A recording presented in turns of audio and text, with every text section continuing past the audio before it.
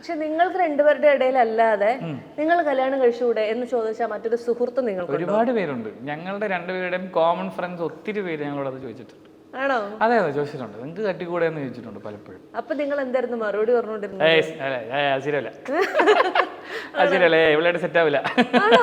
പക്ഷെ സത്യസന്ധമായിട്ട് ഞാൻ പറയട്ടെ, ഞാനിങ്ങനെ നിങ്ങളുടെ പല വീഡിയോസ്, നിങ്ങൾ ഒരുമിച്ചിരിക്കുന്ന വീഡിയോസ് കണ്ടെങ്കിൽ പോലും ഇങ്ങനെ ഒരു ലൈൻ പോകുന്നുണ്ടെന്ന് എനിക്ക് സ്വപ്നത്തിൽ പോലും ഇല്ലായിരുന്നു. ഇല്ലില്ല, ഇത് വളരെ റീസെന്റ് ആയിട്ട് ഞങ്ങൾ എടുത്തൊരു ഡിസിഷനാണ്. ഞങ്ങള് ഒരിക്കലും അങ്ങനെ ഒരു ഉള്ളിൽ ലൈൻ ഇട്ടിട്ട് നോ വേ. വളരെ അടുത്ത ഒരു കുറച്ച് കാലത്തിന് മാത്രം മുന്നേ എടുത്തൊരു തീരുമാനമാണ്. തെറ്റിദ്ധാരണയാണ്. സിബിന്റെ മനസ്സിലൂടെയാണ് ആദ്യമായിട്ട് തോട്ട് പോയതെന്നാണ് ഞാൻ മനസ്സിലാക്കുന്നത്. അതെ അതെ അതെ അതെ, കല്യാണം കഴിച്ചാലെന്ന് ഞാനാണ് ആദ്യം ചോദിച്ചത്. പക്ഷെ അത് എന്തുകൊണ്ട് അങ്ങനെ ഒരു തോന്നല്? നമ്മൾ ഒത്തിരി ആളുകളെ കാണുന്നു, ഒത്തിരി ആൾക്കാരുടെ ജീവിതം കേൾക്കുന്നു, നമ്മളൊരു ബാഡ് എക്സ്പീരിയൻസിലൂടെ കടന്നു പോയിട്ടുണ്ട്.